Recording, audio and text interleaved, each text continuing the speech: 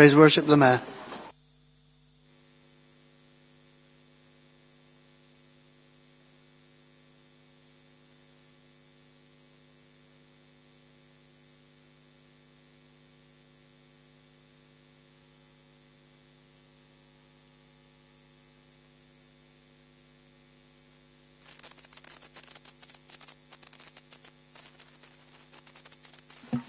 Good afternoon, everyone. Please remain standing for prayers by my chaplain, Canon Brian Pippin, before we start the meeting. Let us pray. A seasonal prayer to begin for this season of Advent and the preparation for the coming of Christ. O God, our Heavenly Father, who by the birth of your Son, Jesus Christ, has visited us with thy salvation, grant that as we welcome our Redeemer, his presence may be shed abroad in our hearts and homes with the light of heavenly joy and peace. And in all our preparations for this holy season, help us to think more of others than ourselves and to show forth our gratitude to you for your unspeakable gift, even the same Jesus Christ, our Lord. Amen. And the prayer of St. Patrick, and particularly for you, the councillors and the officers deliberating tonight. May the strength of God pilot you. May the power of God preserve you. May the wisdom of God instruct you. May the hand of God protect you. May the way of God direct you, and may the shield of God defend you.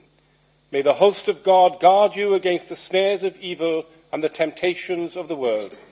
And may Christ be with you and all of us, Christ before us, Christ in us, Christ over you and us.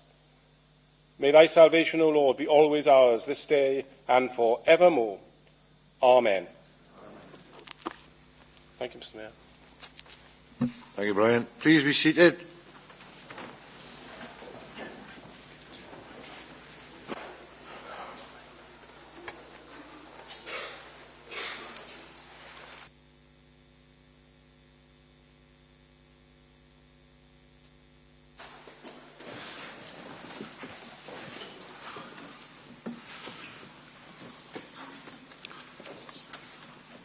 I'd like to remind you all that the council meeting is being broadcasted live over the internet, so we're all on camera. Okay?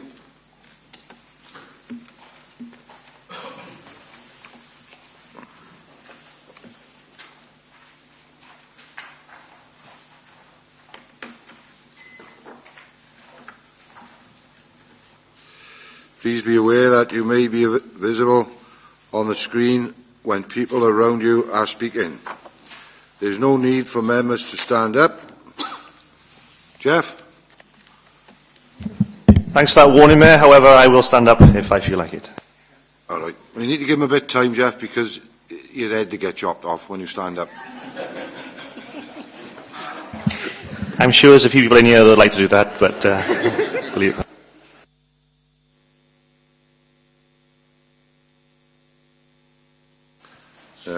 Remember to speak clearly into the microphone.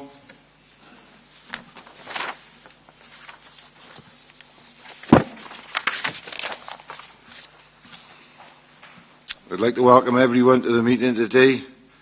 Councillors, officers, members of the press and public in the public gallery, people asking public questions, anyone watching the meeting live, wherever they are in the world, and anyone watching the meeting later, wherever they are. Please can all mobile phones and other noisy devices be put on silent. If there is an emergency alarm, follow the green signs and go to the ground floor in the civic car park. If we have any motions or amendments during this meeting, I will need them in writing, please, before we go to the vote. Agenda item 1, attendances. Attendance book. Come around, put your pen. Thank you.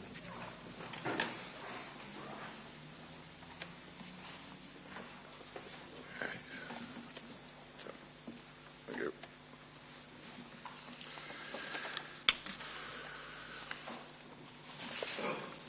The attendance register is going around the room. Please can you all members sign it and send it on. Agenda item 2. Apologies. Lead Officer Richard Grinnell. Do we have any apologies? Thank you, Mr. Mayor. Yes, we have apologies from Councillor Keith James, Councillor Giles Davis, Councillor Alan Jones, Councillor Calvin Harnett, Councillor Graham Smith and Councillor John Cunningham. Thank you, Richard. Members, any other apologies? Yes, Mr. Mayor. Councillor Ron Burnett.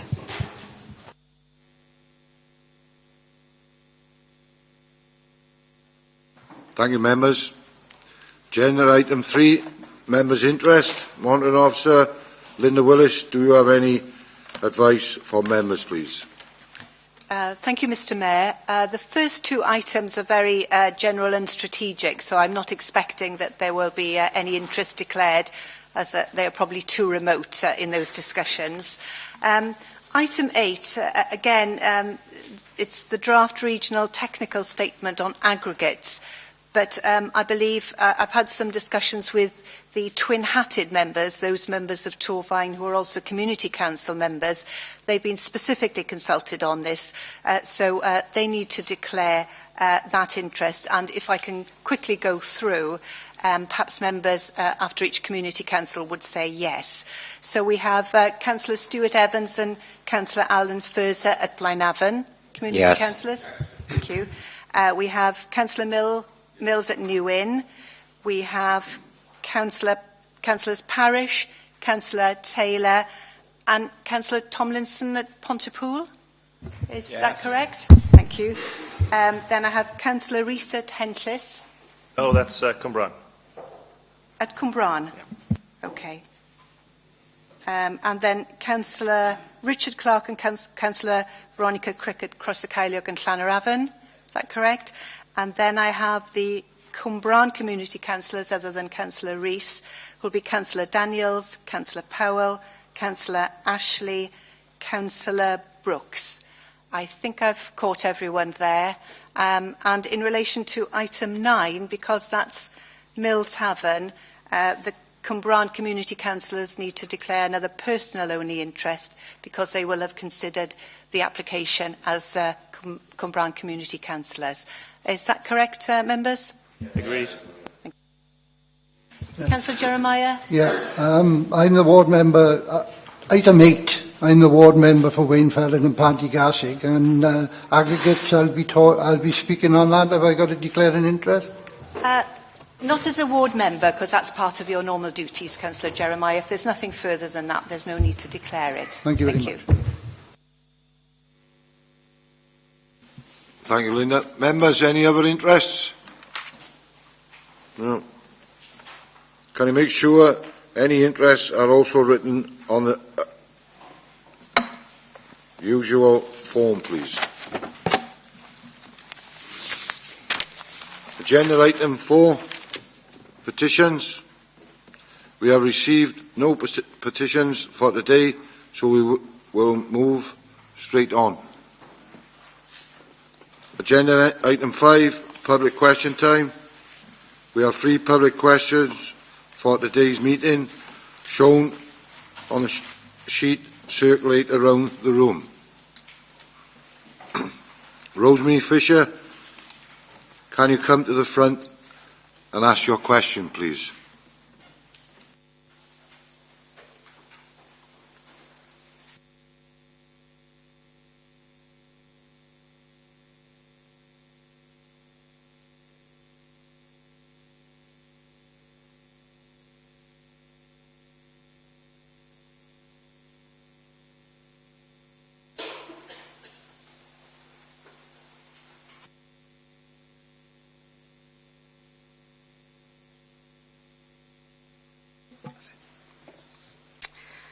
Would the Council confirm that the maximum number of houses allocated to South Sebastopol remains at 1,200, bearing in mind that the development of this site is likely to exceed the timescale for this LDP?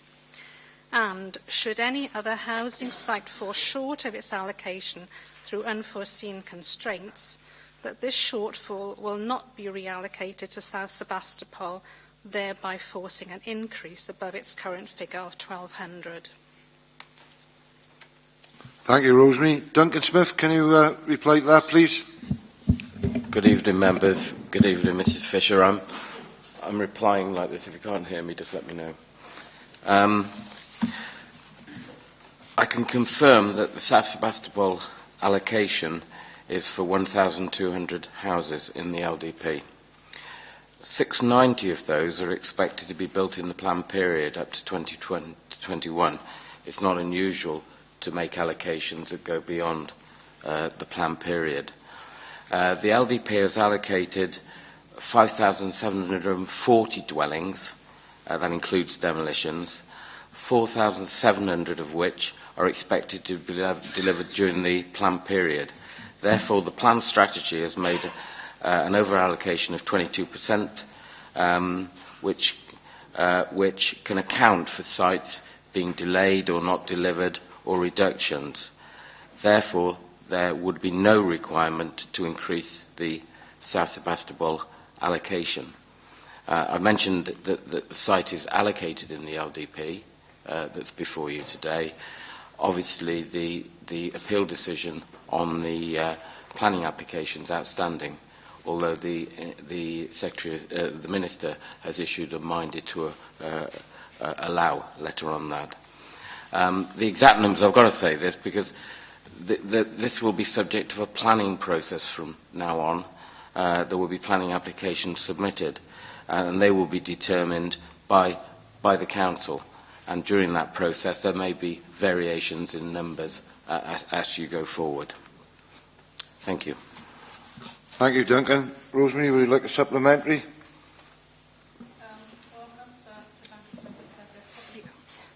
Mr. Duncan Smith has said that there probably will not be an increase. I understand that's what he said.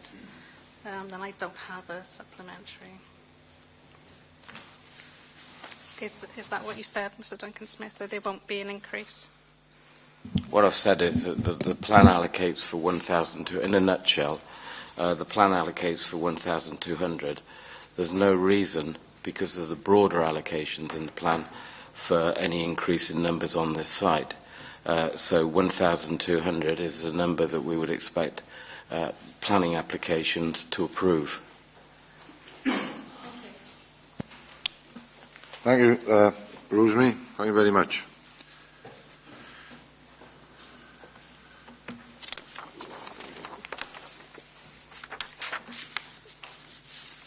Carl Jacob. Can Carl Jacob come down to the front, please?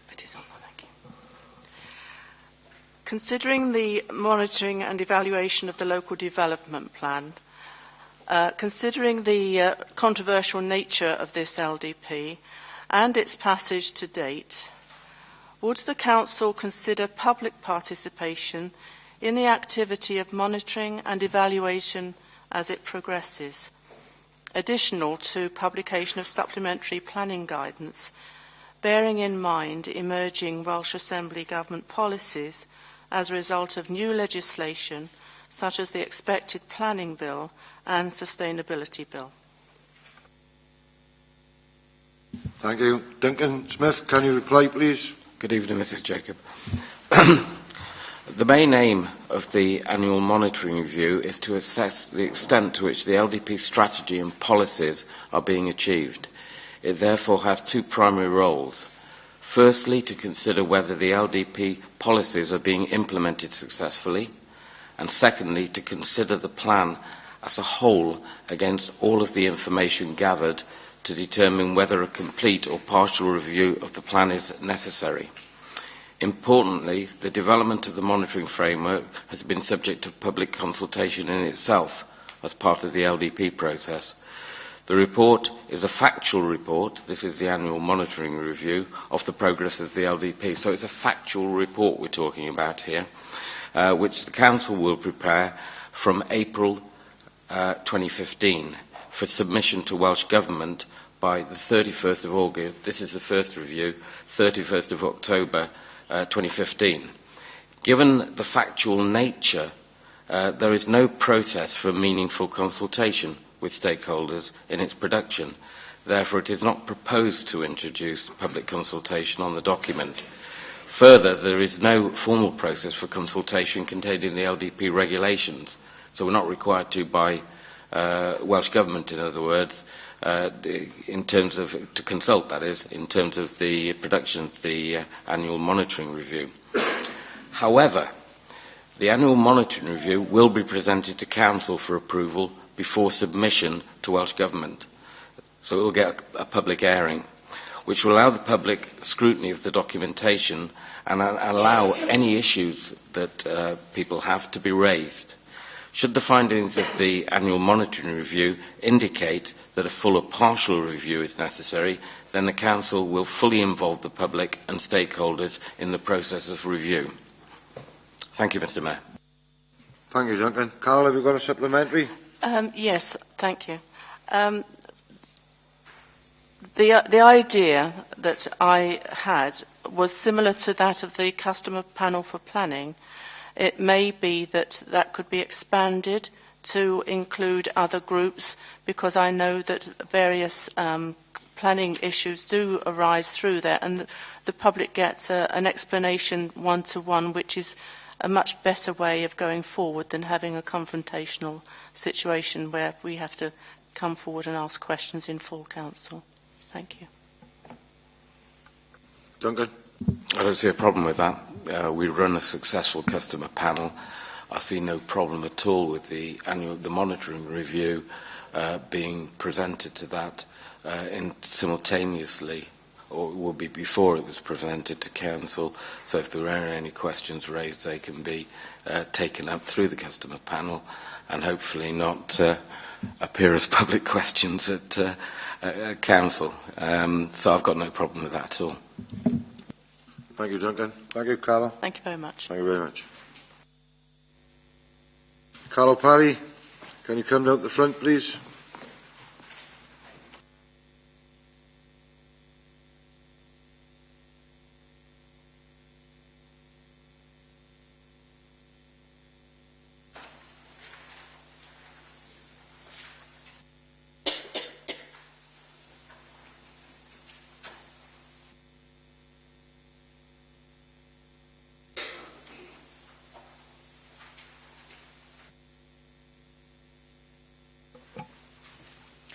Good evening, Mr. Mayor, ladies and gentlemen.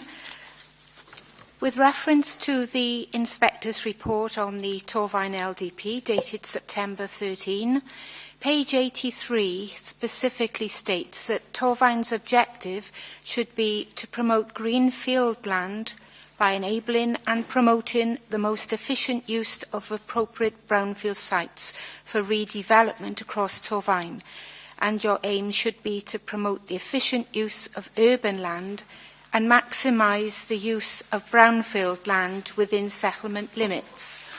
Can we get assurance from the Council that it will be Council policy that where brownfield sites are available, they will take priority over greenfield sites, and that Council will follow the Inspector's recommendations to use brownfield sites before greenfield sites in any planning decision? Thank you very much, Carl. Duncan, can you respond to that, please? Good evening, Mrs. Parry. The Torfaen LDP has been developed prioritising brownfield development, but acknowledging that some greenfield sites are required in order to meet the housing and wider regeneration needs for the Cumbran and Pontypool housing sub-market areas. This strategy and the plan have been found to be sound by the planning inspector, who states at paragraph 3.6 of his report, the strategy aims to achieve a network of integrated communities focusing upon the two principal towns, that's Pontypool and Cwmbran, taking advantage of areas with potential for regeneration, but accepting that in some circumstances development on greenfield sites will be necessary to implement the strategy. So he's accepted by saying that the mix of greenfield, brownfield is the right mix, and the plan is sound. The objective and aim on page 83 are consistent with this relevant policy target detailed on page 84, which states, the policy target states, minimise loss of further greenfield development that is not allocated in the plan. The plan and the sites allocated in it have been found to be sound, and the requirement is now to ensure these sites are delivered. This means that bringing forward sites will not be based on brownfield, greenfield priority when they are included in the adopted local plan. Thank you. Thank you, Duncan. Carol, a supplementary? I do, thank you. Only last week it was disclosed by a South Wales Argus report that Llantarnam Comprehensive School could be demolished and used for housing development. This potential brownfield site, we assume, in light of the inspector's recommendations, would be used for development before any greenfield site in this area. So can Council confirm this, please? Thank you. Duncan? We're talking about two things here, and they are interrelated. In terms of the LDP, that's been found sound. And what I was saying earlier, in a nutshell, is there isn't a prioritisation within that, i.e. all the brownfield sites come forward and then you go to the greenfield. They come forward in the way there is a phasing documentation in the plan that, where we make assumptions on sites coming forward, but there is no prioritisation within that. Now, the separate issue is the issue of, for example, Llantarnam School. Should that become vacant and be proposed for use, how would that be considered within the plan? That's a brownfield site, I agree with Mrs. Parry. How would that be considered? Now, basically, within the plan, there is a windfall allocation. The plan is never going to guess every site that will come forward during the period. And within the plan, there is a windfall allocation that allows for sites such as Llantarnam and other sites, potentially.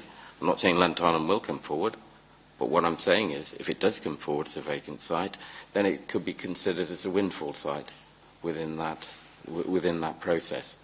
But there would be no prioritisation in terms of the LDP and its content. We just can't do that. Thank you. Thank you, Duncan. Thank you, Mrs. Parry. Can you return back to this? Thank you. Thank you, everyone. That's the end of the public questions. Agenda item 6, Local Development Plan. Rob Murray, can you come and present the report, please?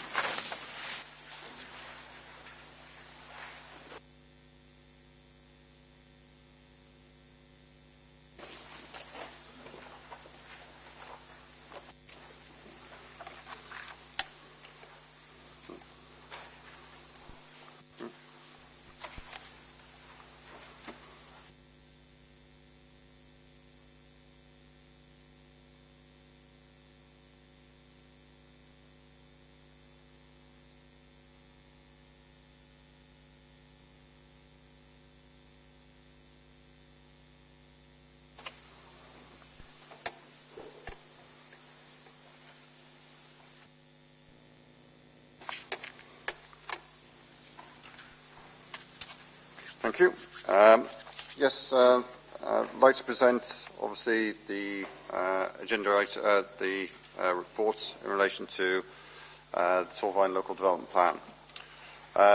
Obviously, in relation to the plan preparation process, there's accumulation of quite a long process there, and obviously we're hoping that If the plan is adopted today, then obviously it's the start of the delivery or continuation of the delivery of the plan process. Basically, the Inspector's report has been submitted to Torfaen County Borough Council. The report has been circulated to members and published on the planning website, and a members' seminar was held on the 5th of November. The report concludes that an independent examination into the soundness of the Torfaen LDP has been carried out in accordance with the relevant regulatory requirements, and the plan comprises an appropriate basis for the planning of the area until 2021, subject to a number of changes. Subject to these changes referred to in his report, the plan submitted for examination is considered to be sound. The report is binding, and the Council is required to adopt the plan within 8 weeks. Just summarising the main changes proposed by the Inspector. This is changing the proposal of the British, which is Strategic Action Area 5, to one of land reclamation within the planned period, with consequent reduction in the overall deployment, housing, land and housing provision. There was originally a housing and employment element to that proposal, which we anticipated would come forward before 2021. But it's believed that that is unlikely to happen before that date. However, that we are looking to progress the land reclamation proposals before that date in order that can be a long-term element of that site. Reduction of the overall housing target from 5,000 dwellings to 4,700 dwellings to reflect changing market conditions and new information on the capacity of large sites at County Hall, former Police College, and also the British. So that reflects a kind of a drop of the overall numbers of dwellings which we expect to provide by 2021. A change in the proportion of affordable housing to be provided, revisions to the boundaries of the Rose Cottage Gypsy and Traveller site, and a reduction in the overall number of monitoring indicators. So these are the main changes proposed by the Inspector, which are now been included for the plan. Following adoption, the Torfaen Local Development Plan will supersede the Gwent Structure Plan and the Torfaen Local Plan as a development plan for Torfaen, and will be the basis for land use planning within the county borough. So, if the plan is adopted, the Torfaen Local Plan and Gwent Structure Plan, which we've been using and which are available, will be superseded, and the Local Development Plan will take its place. The plan also supersedes the Torfaen Affordable Housing Delivery Statement, which is also kind of used in the policy at the moment. So following adoption, the Council will publish a formal notice of adoption and inform all interested parties. We informed all interested parties in relation to the receipt of the Inspector's report, and we're also required to notify people when we publish the adoption statement, and for that will go out, if the plan is adopted today. There's a possibility of legal challenge to the plan 6 weeks from the publication of the formal adoption notice. So that will go through to, I think it's probably January 22nd, if the notice is published, which we anticipate on December the 11th following this meeting. So following from that date, obviously that's the period for which legal challenge can be made to the plan.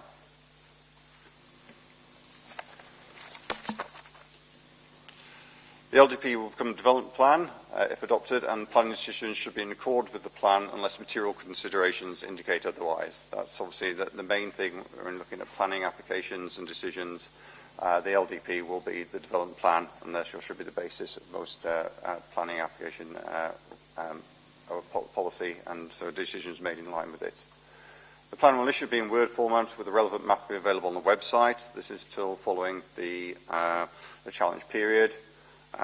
Making sure, and if the plan is not challenged at that time, we're then looking to publish a document and plan and mapping during March, and so we'll have the full document available once that time period is finished.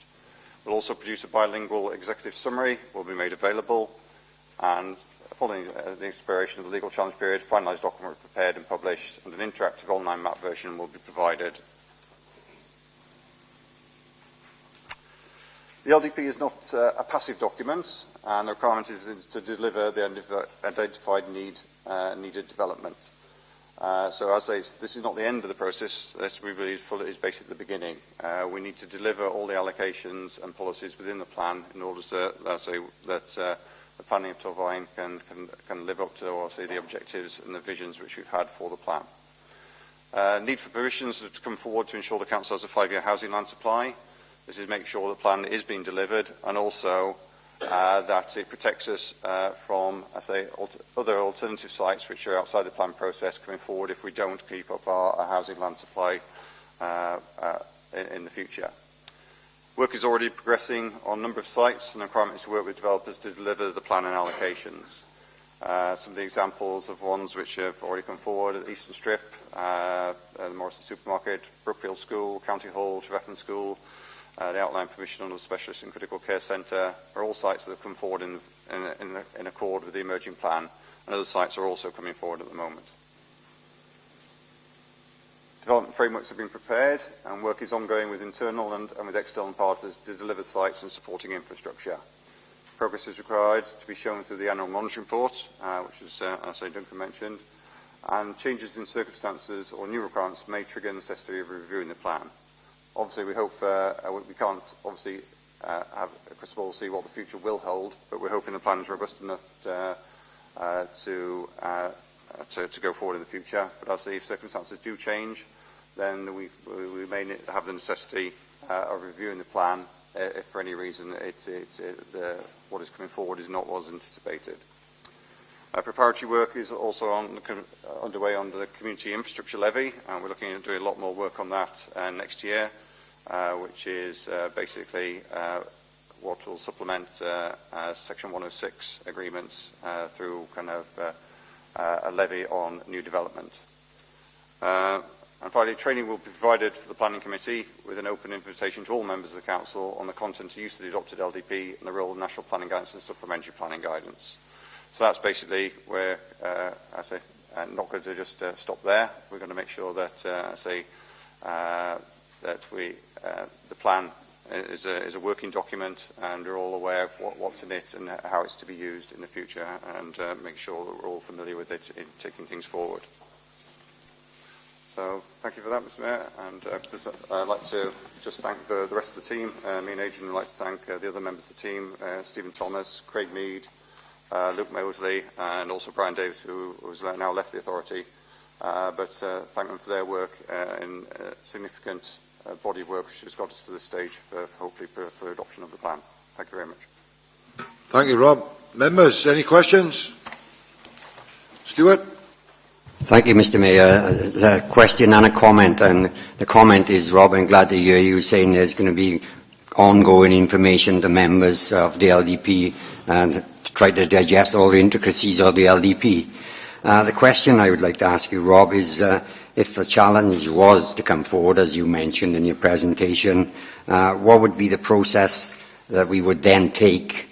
You can't answer how long it would take, but what impact would that have be on the submission of the LDP?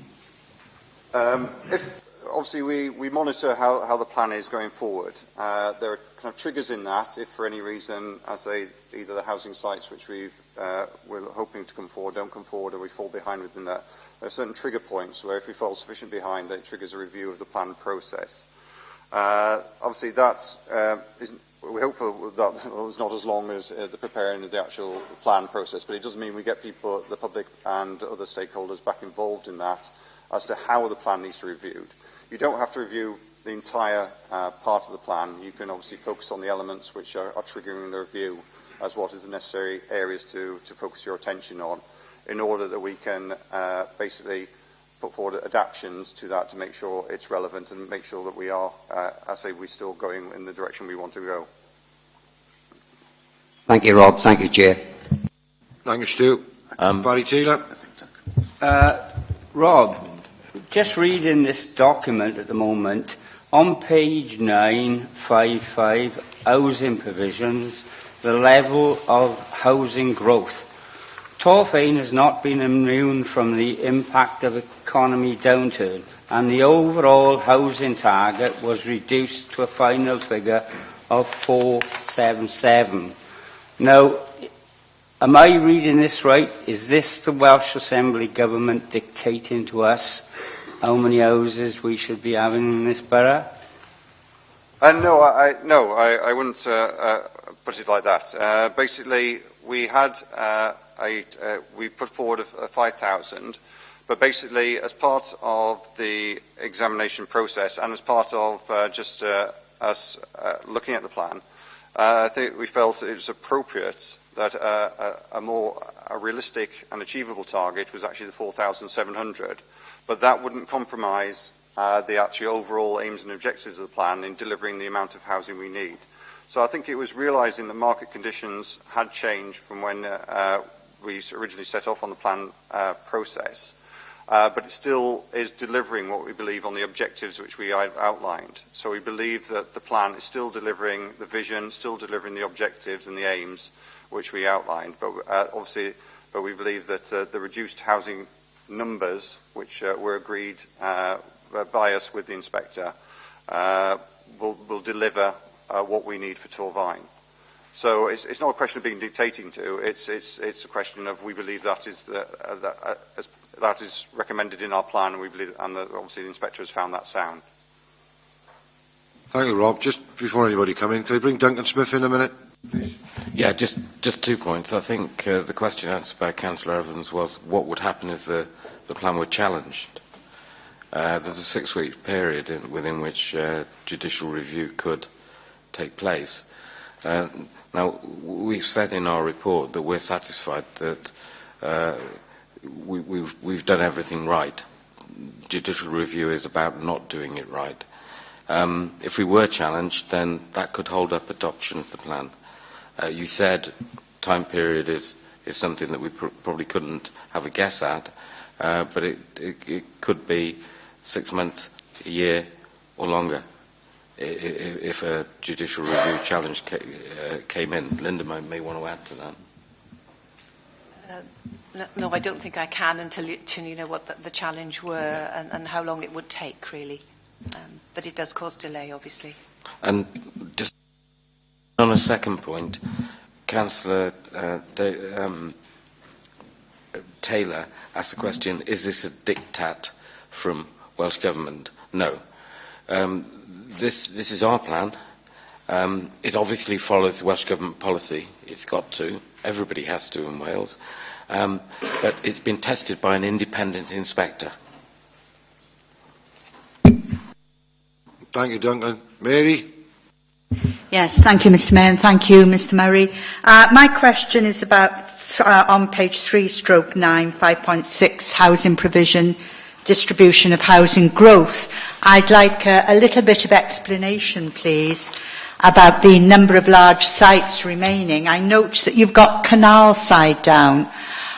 Canal Side in my neck of woods, the neck of the woods, when spelt with a capital C, is the Canal Side, which we know as part of the South Sebastopol development.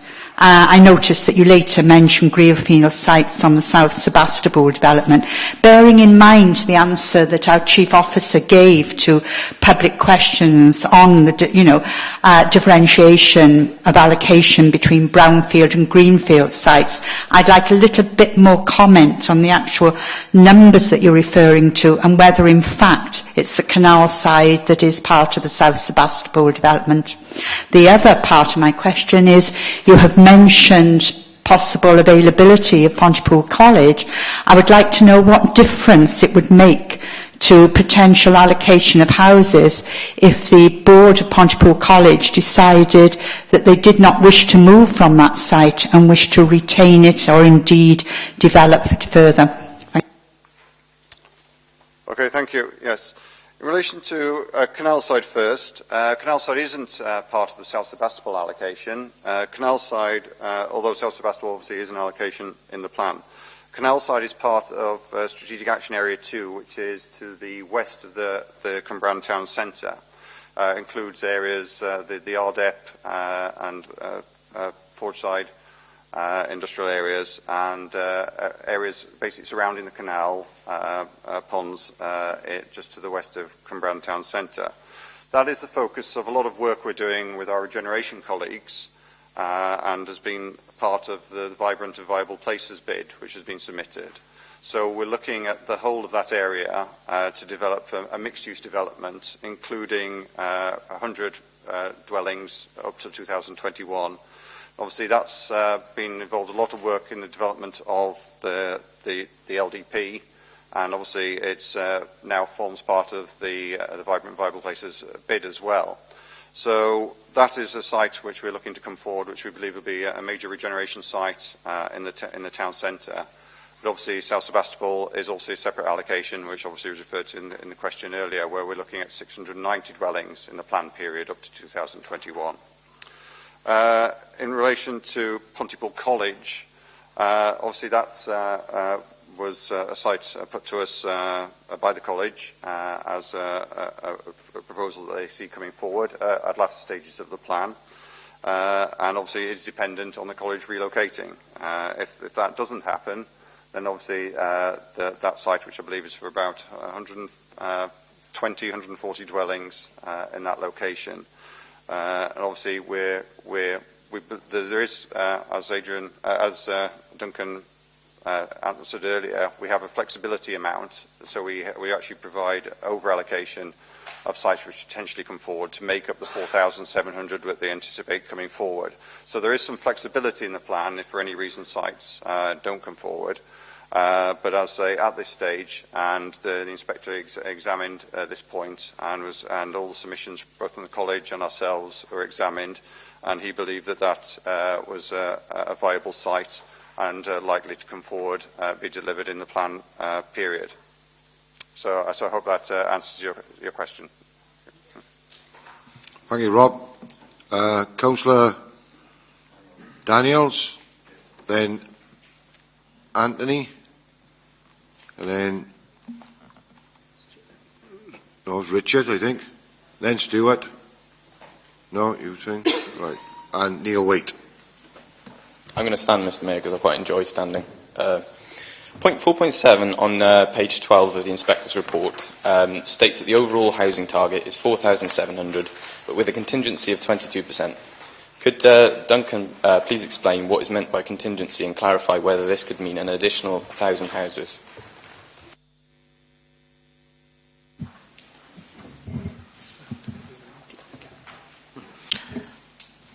It's quite commonplace when producing plans to have an over-allocations, and we've already discussed. Members are aware of this. It's been it's been subject of discussion in this place previously. It allows that flexibility within the plan if things don't happen. Councillor Barnett pointed to the fact that the college may not come forward. It may not come forward. By having a contingency in there, a percentage allowance which is over the predicted figure, you allow for those contingencies to be taken into account, because not everything you plan is necessarily going to take place. So it's commonplace. Other plans have got contingencies in a similar amount, and it's been accepted by the inspector.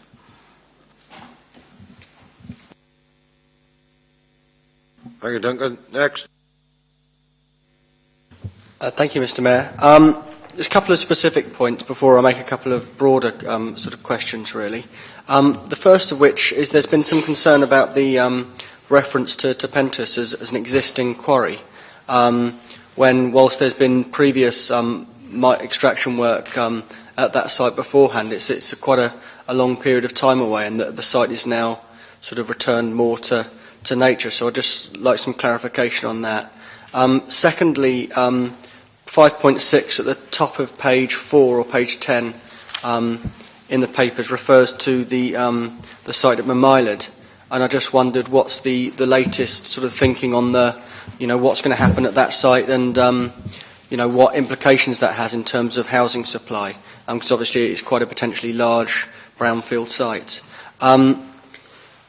On South Sebastopol, I realise this is something that's gone on since I was in short trousers, let alone before I was on the council.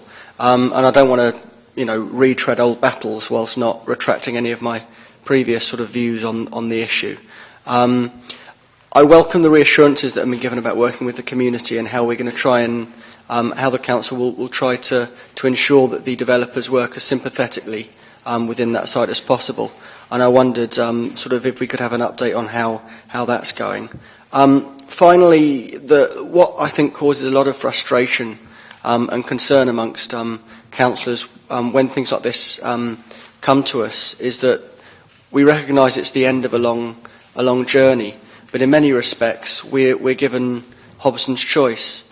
Either we agree to an LDP, some of which we might have big concerns about, and some of which, more importantly, are the people we're here to represent have big concerns about. But we have a gun held to our head almost. Many of the people who represent us probably wish it was a live one. But we're either told we accept the LDP, warts and all, or we're going to have it accepted for us and potentially be burdened as a council with the costs, which is obviously something we can't contemplate at the moment with the current financial situation. So I just wouldn't sort of be happy in myself without expressing those concerns today. The way that I understand there's national policies that we need to implement, but I just feel that in many respects we have to take the flack and the concerns for the decisions we make without actually being given a decision to make, which in many senses doesn't conform to my expectations of democracy. Thank you, Anne. Rob, can I just bring in Duncan Smith there on that one, please? Yeah. You've 4 points there. To Pentworth, it may be worth leaving to Pentworth to the next item because it's a regional aggregates consultation, and we cover in some detail in there that issue. So is that okay to leave that? Yeah. In terms of Mamilad, what's happening? I understand we've got meetings with the developer going on at the moment, and we're talking about how they fire up that site to come forward. So that's happening. The next item, supplementary planning guidance that we'll be producing, and Mamilad is within that. We'll be bringing back master plans for you to approve before planning applications come in on those larger sites. In terms of South Sebastopol, we're still awaiting the inspector's decision on the planning application appeal, although the site has been included in the plan. And although the inspector did issue a letter that he was minded to allow the appeal, and as I mentioned earlier, that was subject to some legal clarification, which he's now got. So we're waiting for the Minister to issue on that particular matter. Scoping is currently taking place on potentially new application being submitted, and I would expect a new application to be submitted for that site in the new year. But I think the applicants will await the outcome of the appeal decision before they submit. In terms of Hobson's choice, well, I don't know how to answer that really. If you produce a plan of this magnitude with so many people affected, you're always going to get people who are unhappy with certain aspects of that plan. And by people, I include members too.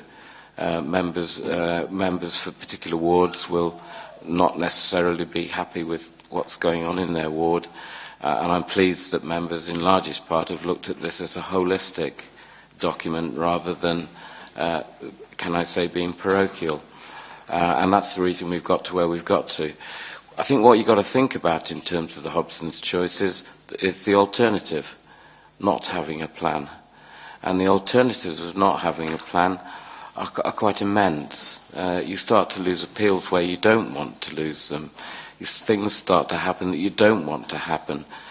Development of sites such as Canalside, where local plan support is essential for bringing forward VVP. If you didn't have that in a local plan, then you wouldn't have that policy backing to put those sorts of bids in. So, whilst I do accept that not everybody's going to be happy with everything in there, I think the benefits outweigh the disbenefits of not having a plan. I hope that's a reasonable answer to what you asked. Thank you, Duncan. Stuart Ashley, Neil Waite and Brian Mulvey. Yes, I should have made a declaration of interest. I realised halfway through the discussion. I'm a delegated representative from the Torvine Environmental Trust, which is a landfill tax body. I was asked to write a letter of support for the canal side development under vibrant communities. I believe I've got the title right on that. I did that the other day. What do I'm not sure which I need to do on that one. Well, it seems you've been consulted on it, so you're I not have, part yes, of the decision. as chair so of that particular body. I think we'll leave that as a personal decision from what Does I that allow me to understand. talk Yes, on so it? I need to make ahead. another comment. Am I allowed to talk? Yeah, please continue. Yes, thank you. Right, the one thing I did want to raise was under 510, natural environment and landscape. Just got a couple of observations, so I wouldn't mind a comment back on that. I'm not sure how to make this, but I'll just make the observations. One, sitting on the Biodiversity Committee, which I do, we've noted that some of the woods are having to be felled because of disease. I'm sure you're aware of that. How is that going to be reflected in the LDP? There's quite a considerable amount of felling because of various diseases that are coming through, certainly with larch. That's one question. The other is, how does the LDP reflect the new acts that are coming through sustainability and biodiversity? Because obviously there's quite a new legislation. Is that likely to be reflected in this or not? It's a simple question on that. I don't know whether there's an answer to it or not. Thank you, Stu. Duncan, you need to come on that one as well. Bring somebody in, please. Yes, just in relation to, as a natural environment and landscape, obviously the plan is prepared with biodiversity being a key aspect of that. In relation to, as a woodland management and things like that, the plan doesn't directly, it deals with more with things which require requires development permission. Obviously, is giving policy guidance in relation to those. But obviously, the point of the plan is, it is a sustainable plan. It's developed with social, environmental, and economic considerations in that. And with all development proposals, we're looking to promote biodiversity to make sure that, biodiversity is enhanced by the plan as part of it. So where development opportunities come up, we're looking at making sure that those opportunities are realised and that we can, take opportunities to make sure the plan overall has a benefit to biodiversity. And it's always been looked at in that respect. We work closely with our countryside colleagues to get their input into that, and also into supplementary planning guidance and also development frameworks to making sure those interests are protected. That's been looked at through a whole plan preparation process, but that's been an integral part of developing policy. But it's also going to be looked at in delivering the plan as well, to making sure that those interests are promoted and protected as part of that. In relation to, new sustainability bill and the planning bill which are coming up, the planning bill is actually expected before Christmas. We'll obviously be looking at those closely and obviously bring those, to you as to how they're likely to affect it. Obviously, the Welsh Government's been very keen as a kind of central plank of policy is that local development plans are prepared by authorities. They're one of their key kind of tests is the authority has it got an adopted LDP process, or is it working towards that? So we're very hopeful, obviously, that today we will kind of get the plan. The Torvine will have an adopted LDP, and that will provide us with the basis for kind of planning into the future.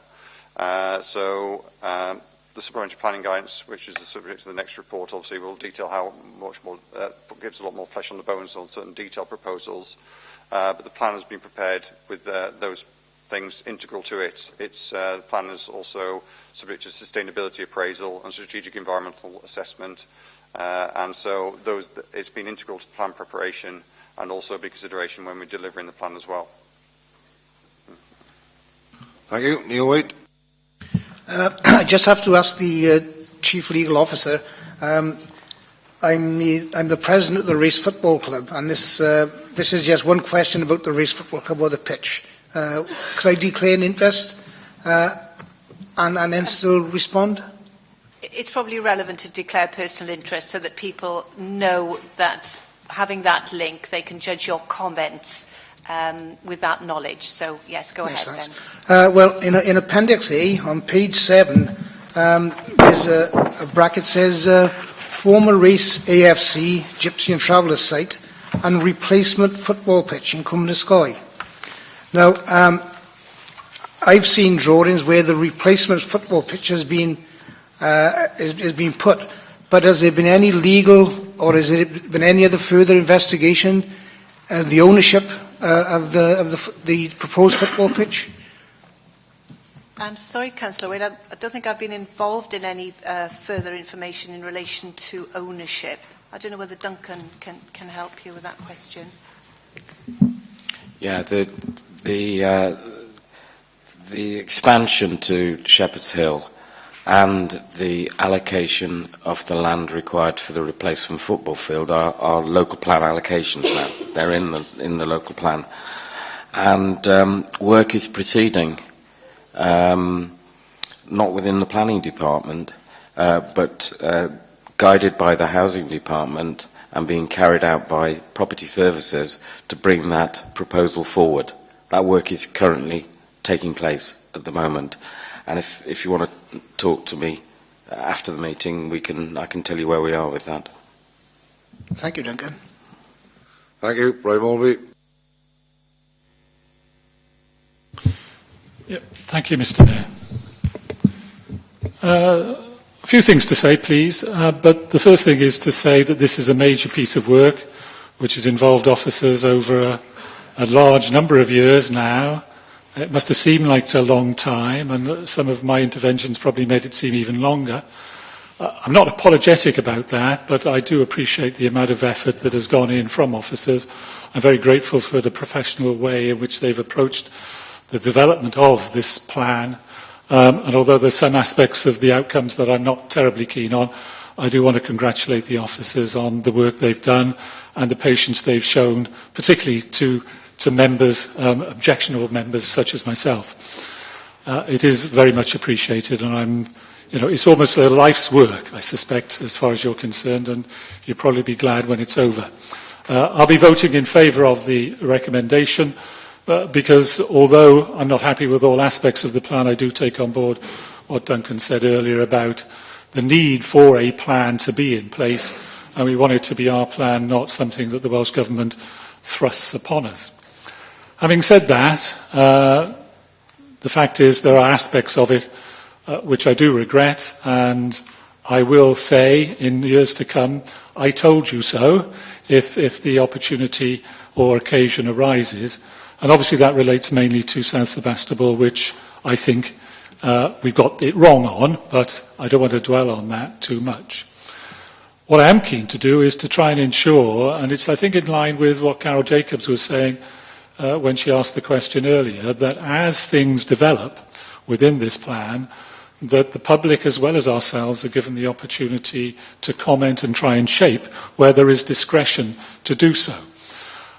Following, I suppose, the decision of Council to reinstate South Sebastopol into the LDP, I did participate in some talks with the developers, and they were gracious enough to agree that in the event that everything from their perspective comes through, i.e. that eventually they do get planning permission, that they would set up some sort of liaison arrangement locally, so that those of us with an interest or a continuing interest in that particular area would have some access to them as the plan is implemented and South Sebastopol developed. And it seems to me that we ought to be putting in a similar type of arrangement in respect of the LDP generally, to ensure that it is a live document, as Duncan himself has said. There was, I think, in Duncan's response to Carol Jacobs' supplementary question, an agreement really that there should be or could be use of the customer panel for discussions. And I'm not necessarily opposed to that, but it seems to me we shouldn't be taking decisions like that just off the cuff without giving it some thought. And I wonder whether it would be possible for Duncan and perhaps the Chief Executive to agree that there will be a further report back to this Council on how the LDP can be made into a document on which the public will have opportunity to comment and to influence where that is appropriate for them to do so in the future. Seems to me that that is an important aspect of making sure that the plan goes forward with the continuing consent and participation of the community, as well as members. So I wonder if we could, if I could ask that that be done, so that we can make some sort of progress on some sort of arrangement for the future to ensure that both ourselves and the public have an opportunity to revisit. Not to change fundamentally. I'm not looking for a backseat way of dealing with the South Sebastopol issue, but where it is possible and appropriate to ensure that the public understand and are able to participate in discrete areas, then I think we ought to be looking at that. So I'd ask for a further report in due course on that. I know it's not the top priority, but it seems to me that that's something which we could look at in 2 or 3 months' time, perhaps.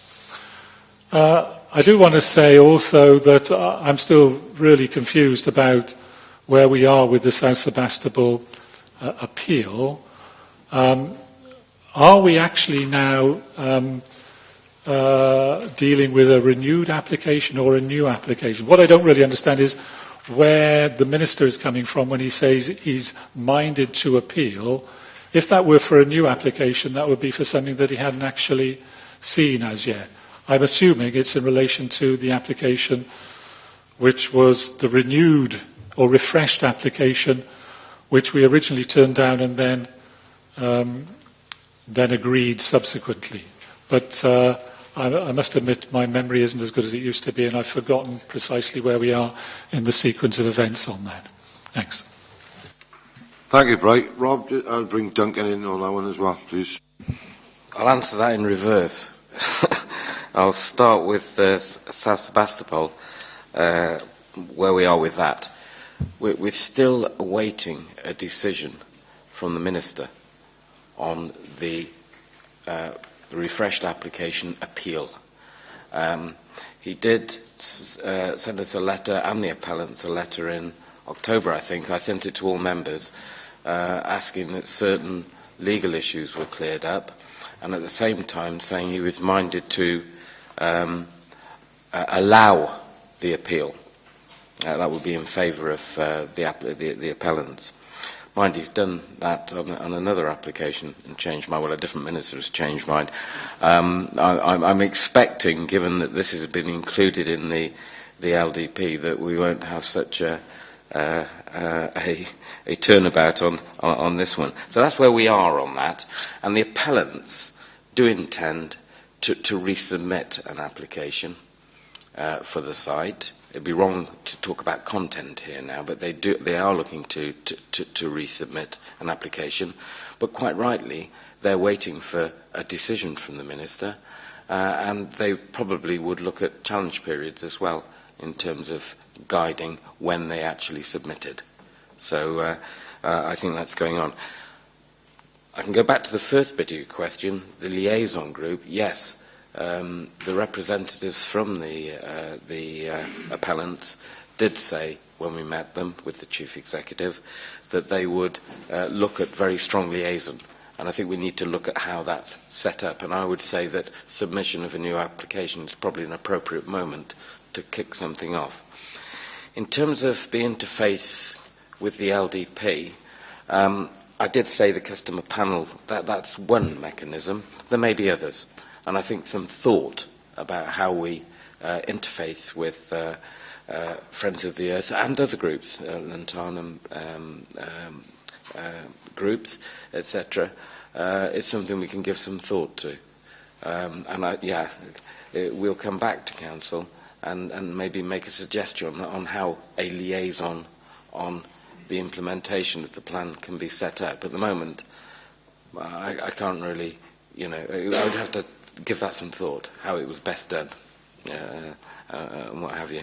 And just go to your initial thoughts. Thank you. for the comments you made earlier on in your speech. Thank you very much. Thank you, Doug. Councillor Daniels and then Gwenaiva Clark.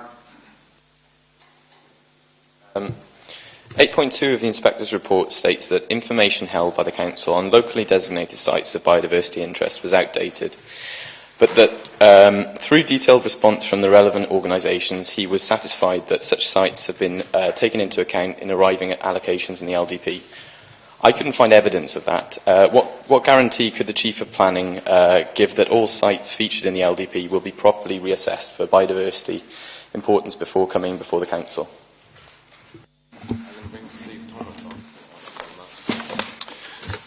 Yes, thank you, Councillor Daniels.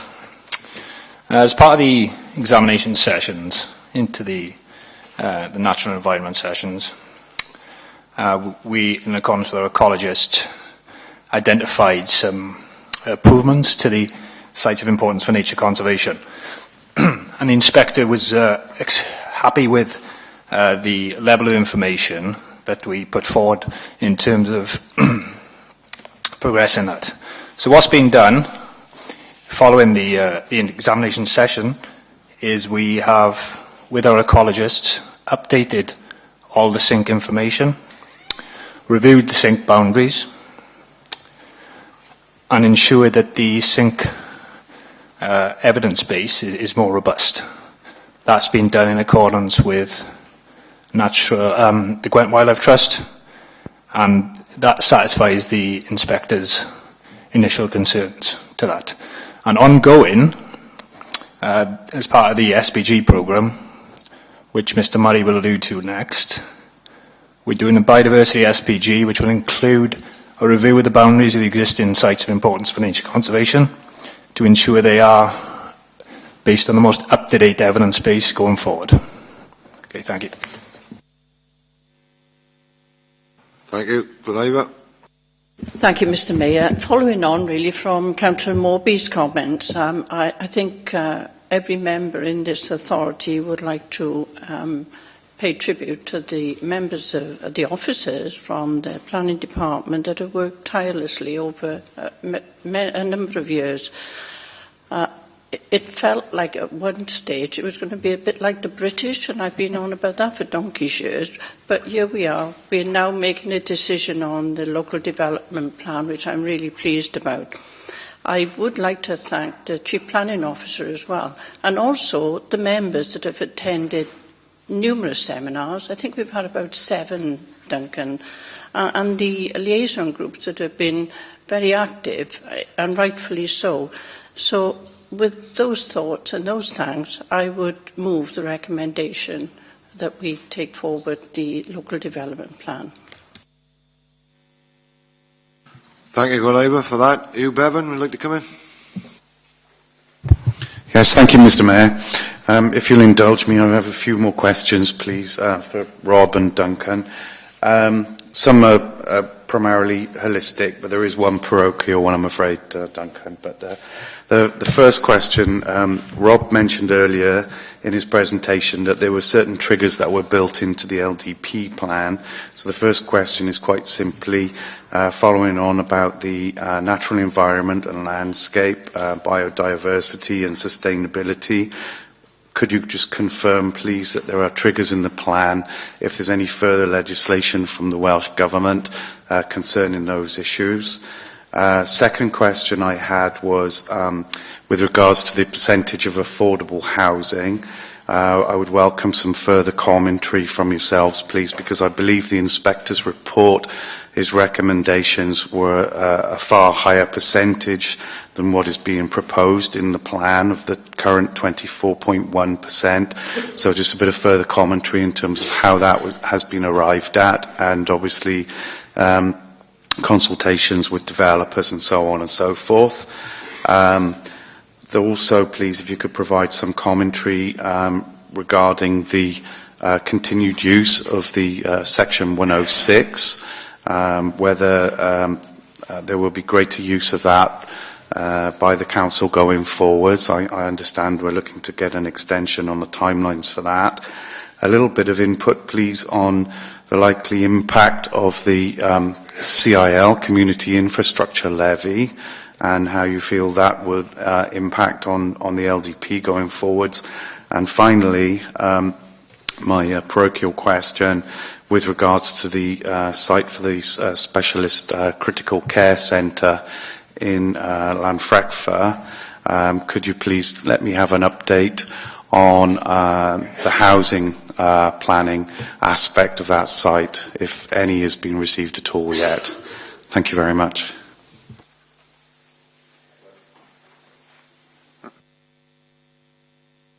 A lot of questions, and I'm going to answer the ones that I'm going to answer, then I'm going to pass the ball around a little bit on this one. The answer to your first question about monitoring, it would be difficult to go through all of the monitoring that we have to do. It's quite large and long, but it includes the aspects that you just mentioned, biodiversity as a measure. So it's in there, and we have to report back on what we're doing to you as a council. In terms of 106 and SIL, I'll take those together. The period for introducing community infrastructure levy has been increased. It's gone to 2015, April 2015 now, so we've got more time to bring it in. And we're now satisfied. I think we brought a report to council just, well, it was certainly in the last 6 months, where we said that if that were the case, then we would be on time in terms of its introduction. Council has agreed that it wants to introduce, and the next year or so will be us getting ready to introduce. A lot of work to be done to introduce it. The effect that has on 106 is that the traditional 106, as we know, no longer exists. There is I would say, a development tax on all development that's viable to take it, if you like, which goes into a central pot. However, 106 then becomes related to the specific development and in terms of its impact. So it still exists, but it exists very much in a local sense rather than in the wider sense that it was previously used. On those issues, it's a scrutiny item for us during this year, our progress on bringing it forward, and we'll be holding seminars. So there will be plenty of updates during this year as to what's going to happen and how it will be used. In terms of the SCC, Richard, can you tell me where we are in terms of the application submission? We don't know exactly when that's coming in. We've had an application for earthworks as part of the development of the SCCC. That's currently being looked at the moment. But when the actual application will come in, we don't yet know. Okay.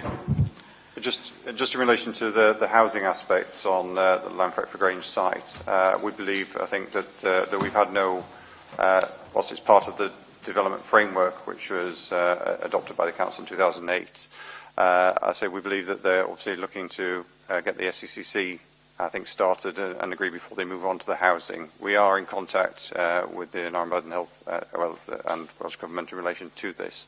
Obviously, we're looking to revise the development framework if the plan is adopted, to basically update it in line with what how the housing is looking to come forward on that site.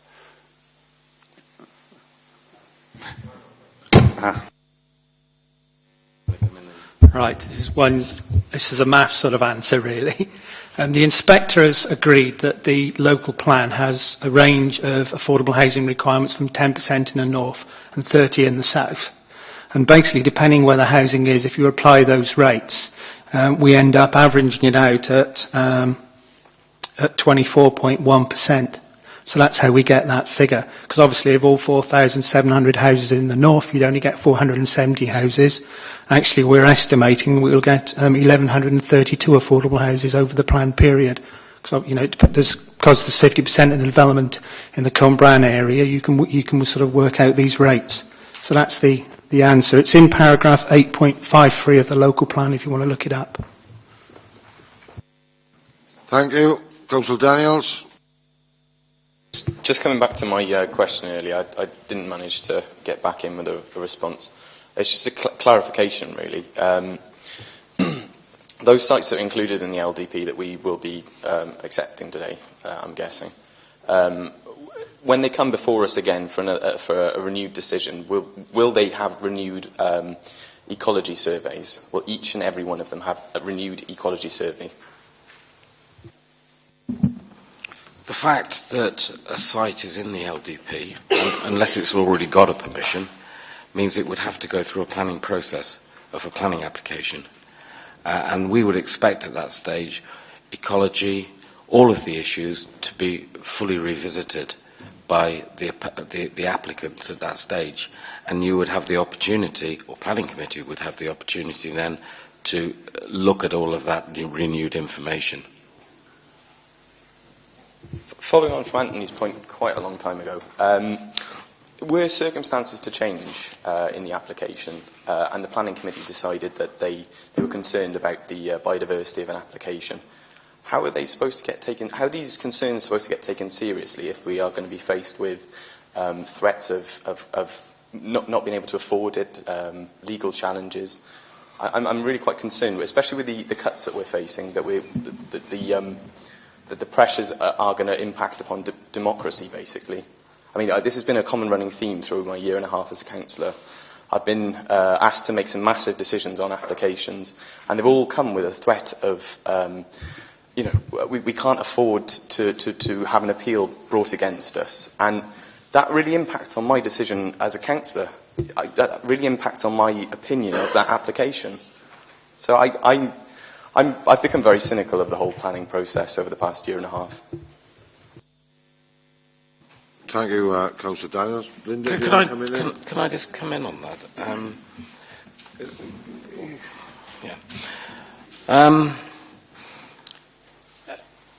The presumption, if a site is in the LDP, then the presumption is materially in favour of that. The legislation basically is if you approve an LDP, then material circumstances, if you're going to turn it down, then you have to have material circumstances, changes, maybe the biodiversity on the site, something appears that hadn't come up before. Those things can happen. But they've got to be evidenced material changes.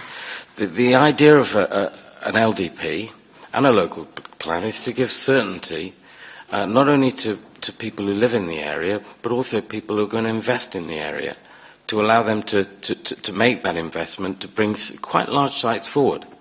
It costs a lot of money to bring a South Sebastopol forward. It costs a lot of money to bring them a Milet forward. And the local development plan gives a certainty to developers that they can put that money into the R&D to bring that site forward. And that's one of the reasons. It's not the only reason for having a local plan, but it's one of the reasons for having it.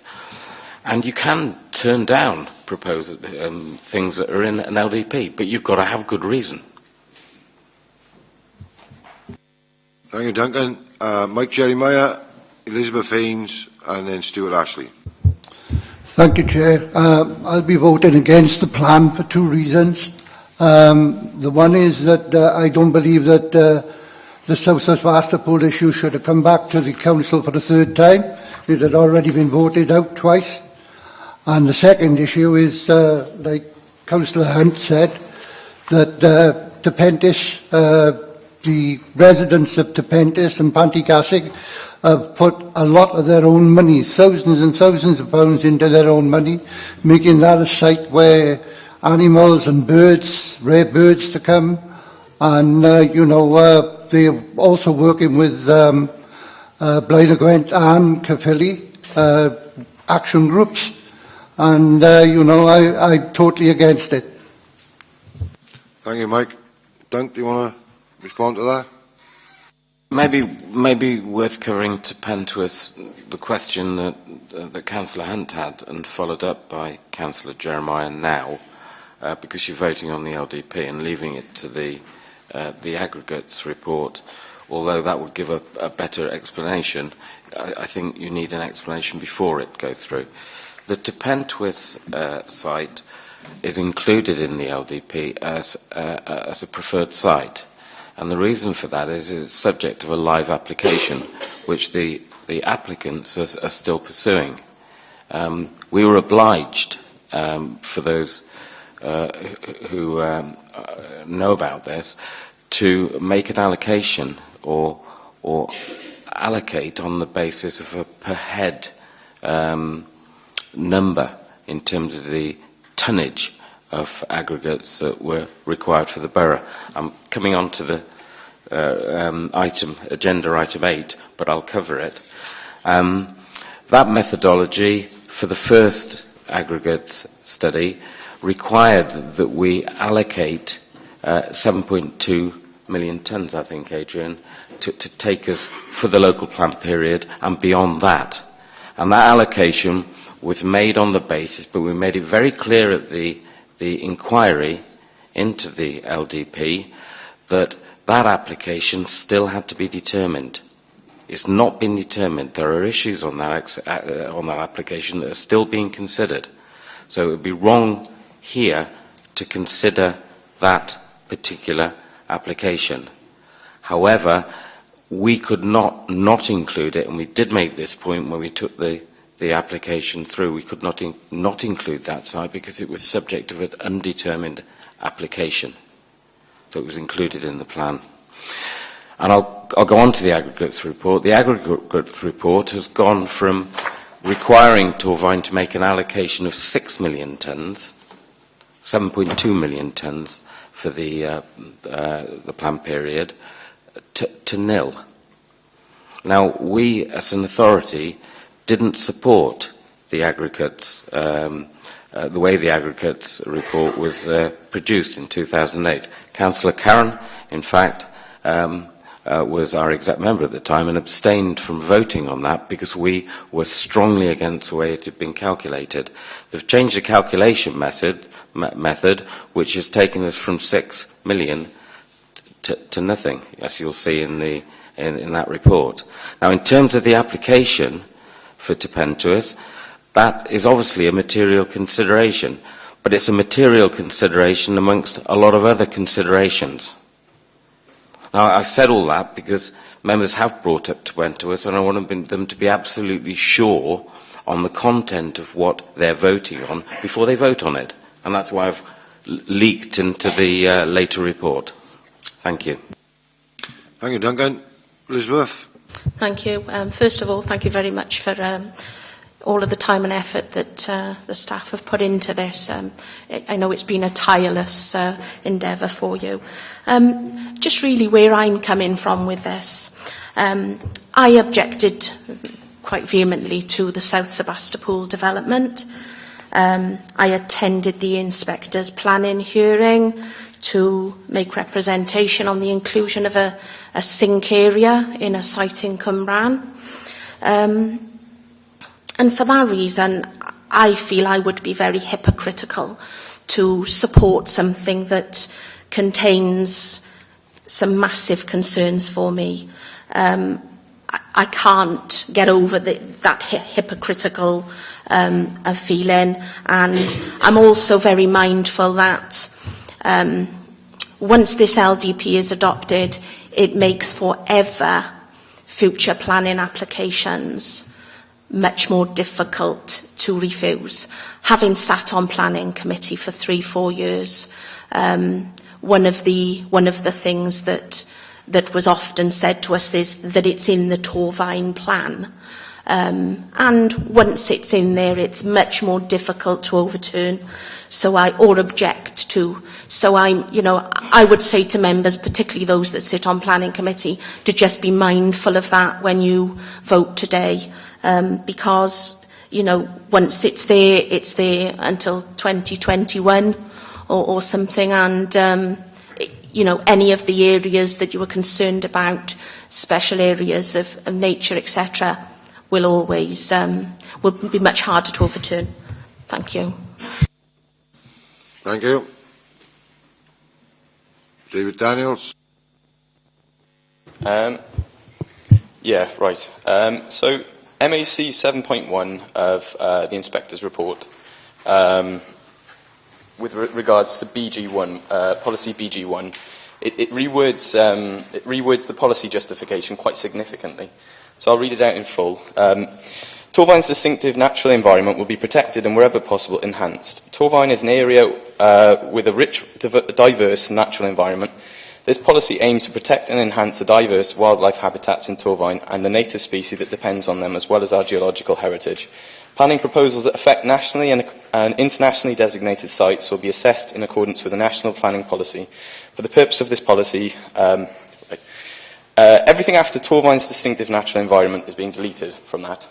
So I'm being left with Torvine's distinctive natural environment contains important locally designated sites of biodiversity interest. And I feel that's watering it down quite a significant amount. I'm concerned that the emphasis on biodiversity for applications in future is really being undermined by this policy justification change. Steve? Okay. Councillor Daniels, if I can just come in on that. To explain the biodiversity policies in the plan, initially at the start of the plan we have strategic policies. Now the text which is referred to there, which was deleted, is contained in part as part of the strategic policy S7 for protection of biodiversity resources. The reason that, this text was deleted from this policy was this was specific only to local designated sites, sinks, and it was felt that the cross-reference between both policies wasn't needed. So it's not as if the text has been removed from the plan, it's just in a separate part of it. That explains why that text was deleted, and it was a minor amendment that was discussed with the inspector because it was included in a more strategic nature part of the plan. That's policy S7 where that text is. Thank you. Stuart Ashley? No, it's okay. Mary? Yes, thank you, Mr Mayor. 5.15, the adopted Torvine DLP, which is 6/12.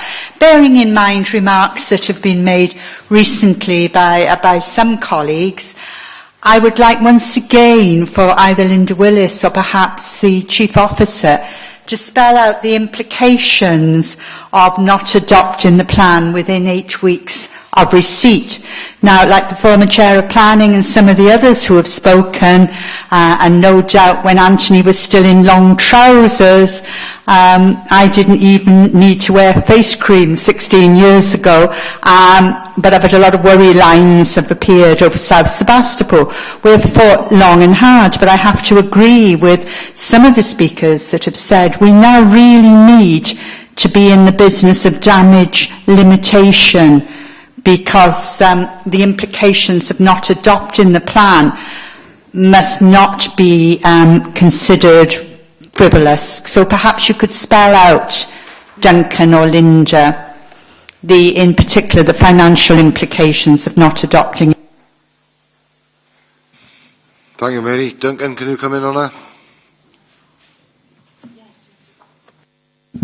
Well, if we don't adopt it, the Welsh Government have powers to impose it. And I'm pretty sure they will impose it. Bear in mind, members, it was only last year at this time you voted to continue with it and go forward with it. So at the same time as deciding not to fight the South Sebastopol appeal.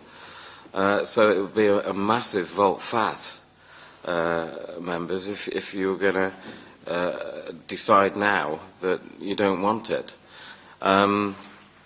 I think the major thing for me is that it would be imposed. And the last thing you want to do is have it imposed upon you. And I've got to say this, it's only a year ago that you voted to continue with the LDP. We've been through an examination to which all members could have appeared. Certain members did. Councillor Haines came along, other members came along to that and had an opportunity to air their views. So every opportunity has been given. This is an independent inspector who's made his comments on it. It's not imposition, as alluded to earlier from the Welsh Assembly. And I ask members to think very hard that if you don't adopt it, we can put it in its place.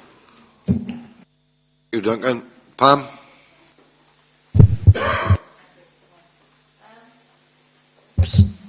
Well, really, Duncan has just put forward what I was going to say again. We've been warned by Councillor Haynes to more or less vote against the plan. But as a member of the Planning Committee, I'm only too aware that if we haven't got one, we're in a much worse position. And I think everybody, Duncan, Councillor Morby, has explained it far more eloquently, and I think there's no other way we can go. Thank you, Pam. Leader? Yeah, we've had some very interesting discussions over this over the last 3 years. I think in all those discussions, Duncan, I don't think sufficient was talked about when we set up the first LDP and the rationale around it and why we set it up. And even more importantly, what wasn't discussed as much as it should have been done was the problems we were in when we didn't have an LDP. Because I was part of that original discussion. A lot of the councillors are not here now. But they were infilling in Cwmbran, left, right and centre, and we had no control over it. And builders were just running amok in terms of where they wanted to build and where they didn't want to build. And so the settled communities, which were already there and had been there for a long time, had the imposition of builders coming along and building extra houses where they were. Part of the rationale for me voting for the original LDP was about all those arguments that took place all those years ago when we were without an LDP. And I don't think in the last 3 discussions, major discussions we've had, sufficient was talked about, and that was explained as clearly as it could have been. Duncan have made it quite clear to you. If you don't vote for an LDP, then the government will impose it. It's as simple as that in my thinking. Thank you, Leader. Councillor Rees. Diolch, Councillor Morby's made a suggestion, and I'm hoping it's falling on ears that are hearing, so that we can have some kind of greater communication, greater consultation with the members of the public around the use of greenfield sites. In Fairwater, there's a Tirwen Farm, which is a greenfield site. It's a small site, but it does affect the settled communities there around Rosemead and Bluebell Court. So I'm hoping that any sort of any actions you can take or any sort of work you can do will include those affected by smaller greenfield developments, not just south of Sebastopol. And I would actually go for it, and I agree with the sentiments that Lee's expressed, that we are a lot better off having an LDP than not having one. And that's speaking as a councillor that's losing a greenfield site in his ward. Thank you. Thank you, Councillor Rees.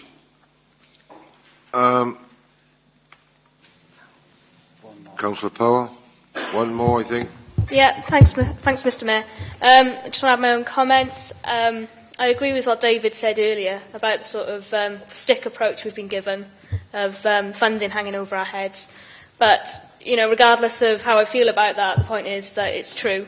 And, you know, if we don't have the plan in place, you know, we will be facing a lot more difficulties. I think it will help residents to know where we're going, and also help any potential investors make decisions about any work they plan to do in Torfaen. So for that reason, even though being quite vocal in my opposition in the past, I will be voting for it.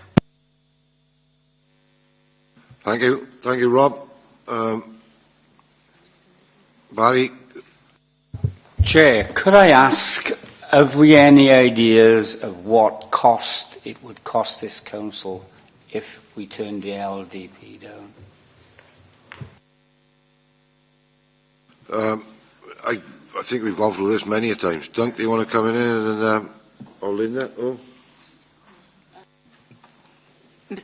I don't think you could put a figure on it, but you've got to think of the points that have been made actually about the lack of development, the infill sites and the appeals that may be needed there, and underlying all that is obviously the reputational risk of an area like this that doesn't have that planning structure to go forward. Thank you. Deputy Leader. Yes, you know, we've discussed this time and time again over the last few years. We danger of being here till 10 o'clock tonight discussing it again. I'm pretty sure Gwynaira Clark moved the recommendation earlier on. I'm seconding it. Thank you. Thank you very much. Rob, thank you. If you'd like to sit back down. We'll move on to what Lewis just said then. Gwynaira made a recommendation. Lewis seconded it. It's on page 16. We'll go show of hands.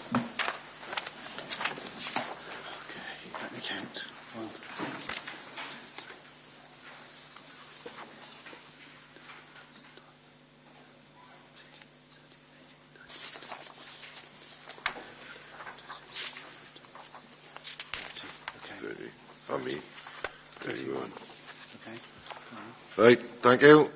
Anyone against? 2, 3, 4. Okay. Anyone abstaining?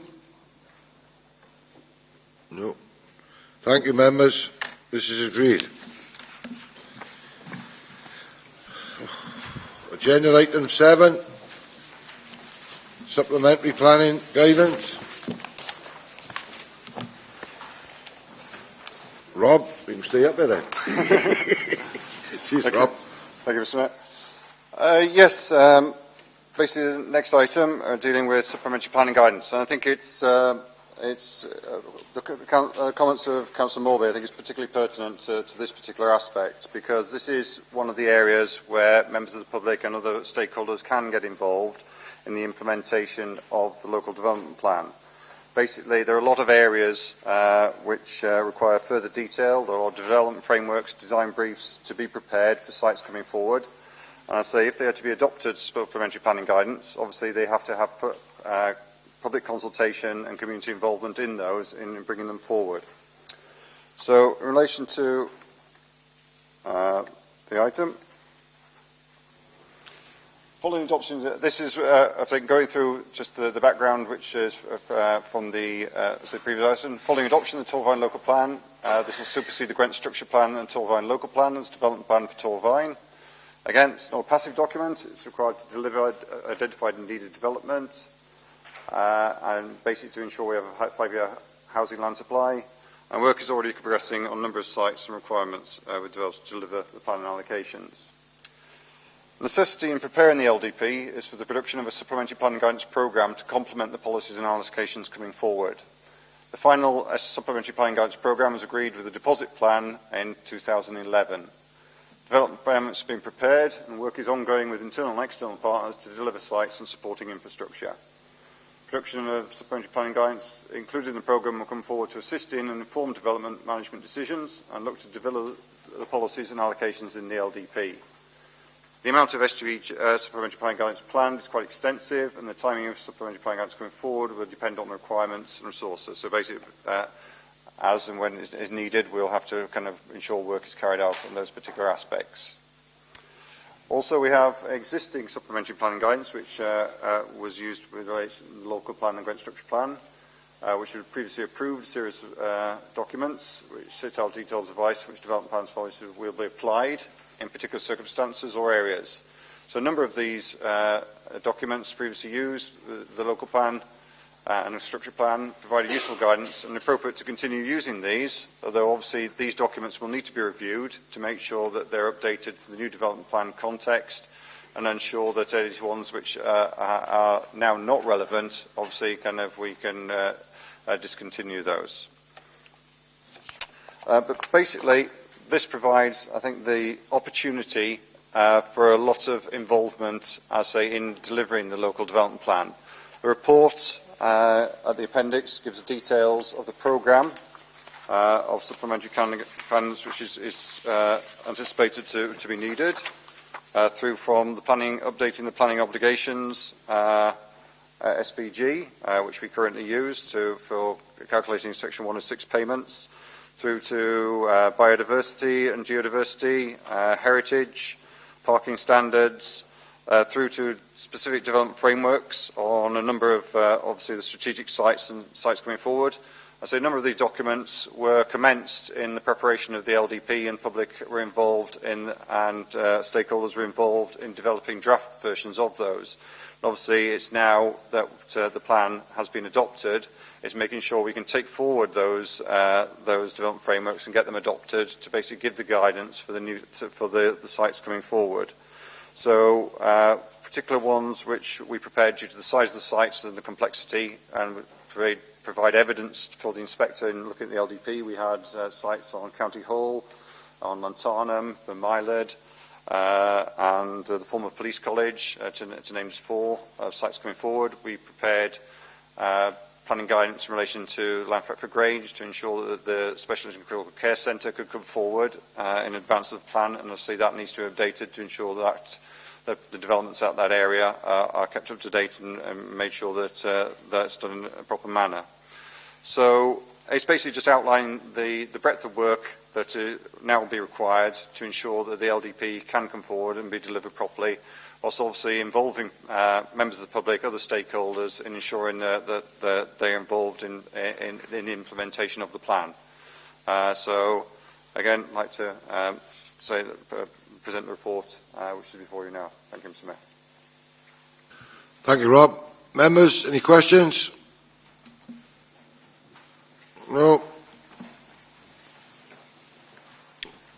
All right, move on then. Recommendation shown on page 22. We ask to adopt the SPG programme, approve the lists. Are we going to move it? Thank you. Show of hands then.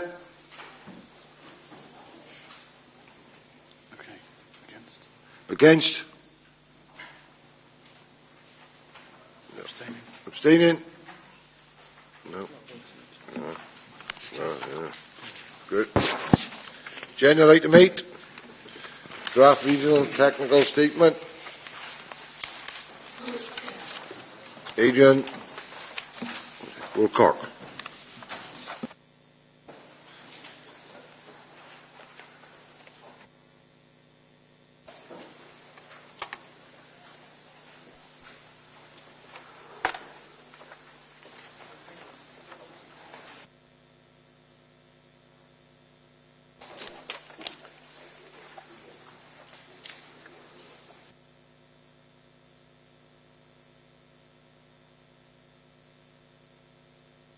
Right, thank you, Mr. Mayor.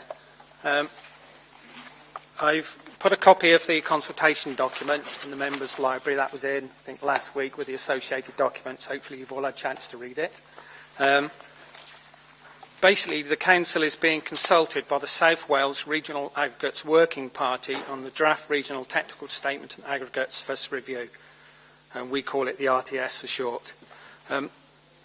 There's a bit of background information. RORPS, that's one of the bodies, there's one in South Wales and the one in North Wales, monitor the supply and demand for both primary and secondary aggregates within their regions and produce a regional technical statement on aggregates every 5 years as required by Welsh Government policy. The Council will be required to consider the recommendations of the latest RTS in the production of its LDP when it's next reviewed. So whatever's coming in the RTS now, we won't pick up till we review the local development plan next time.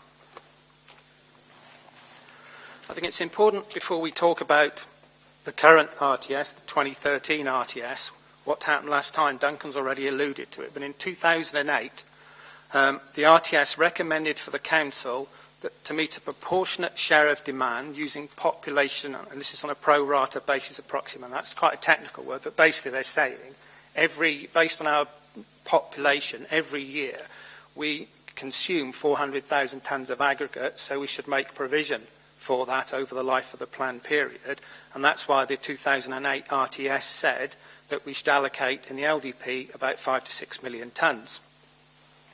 Now, what we said that is wrong, because in using population as a proxy for demand, it's dominated by the proximity principle. It didn't take equal account of proximity itself, which is important, but other things that are important: environmental capacity, the resource availability, resource efficiency, that's how minerals are actually used, and the small geographical size of some authorities like ourselves in Merthyr, if we did that, we haven't got much choice of places to pick it from. And it's for that reason that we objected and abstained for endorsing the 2008 RTS. But as I just said earlier, because we're required to implement the RTS, when it came to the local development plan, we had to make a 7.2 million tonne allocation, and that was made at Tipentris, and that's to cover the period 2013 to 2031, because Welsh Government policy also requires us to have a 10-year supply of mineral at the end of a planned period, which is 2021. We'd be pleased to know that the 2013 review obviously took into account what we said last time, and this time they consider that there's generally no justification on sustainability grounds to require a change in the current geographical pattern of supply. As most areas, the existing pattern is sensibly balanced in terms of proximity, environmental capacity within the restrictions imposed by the distributions of worker resources and the requirements of economic viability. That basically means you can only get mineral where it is, and that only the best mineral will be extracted by the quarry operators, because that's what they're going to get best value for. So what we're suggesting in the report is that the RTS first review approach to supply is now fully supported because it reflects our previous concerns. Now, as you'd expect, because the RTS has said that the current method of supply is okay and we don't supply any minerals, it's no surprise that it concludes, by virtue of the lack of suitable crushed rock resources that are not constrained by geological limitations or existing development, Torvine is not required to make any future provision for Land 1 primary aggregates within its local development plan. This recommendation is supported as it reflects our previous concerns.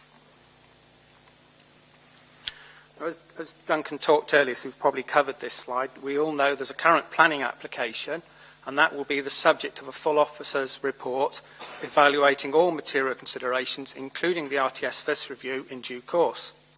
However, the RTS first review does state that it's a strategic document and not intended to provide specific site information or guidance, and that they provide recommendations to each mineral planning authority regarding apportionments, that's this annual tonnage, and any new allocations, which is the amount you'd be required to put in your local development plan, which may need to be made in their local development plan. So as I said, we've now got a zero allocation, but obviously we're being consulted. So what's going to happen next is our comments will be forwarded for consideration by the RTS Review Steering Group, and then the RORC body themselves, who will amend the RTS review as they see appropriate based on everyone's comments.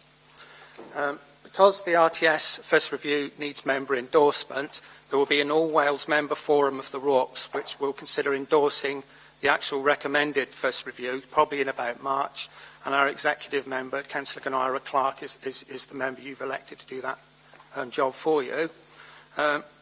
So once it's been endorsed by all the local authorities in South Wales, in our case, it goes to the Welsh Government for the Minister to also endorse it. That's just to say he's happy with it, and it's in the report, but we do go away from national policy in 3 areas, and that's why we also need the Welsh Minister to say it's okay to do that for good reason. So, thank you, Mr. Mayor. I recommend the report to you. Thank you, Adrian. Members, any questions? Stuart Ashleyan. I'd like to declare another interest, because I need to actually do that to ask this question in a way. I'm a member of the Canal Steering Group. I noticed are you okay with that, Linda? Is that going to be affected by it could be, decision? because within this aggregates question, there is one bit I hadn't noticed before you were talking, and it's quite an interesting question. It's a bit of I need a point of information of. It says here, 519, safeguarding of wharfs and railheads. You see where I'm coming from here, can you? Yes.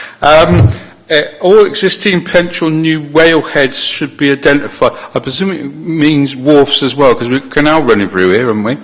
And regarding within the LDP, in order to provide a full range of sustainable transport options.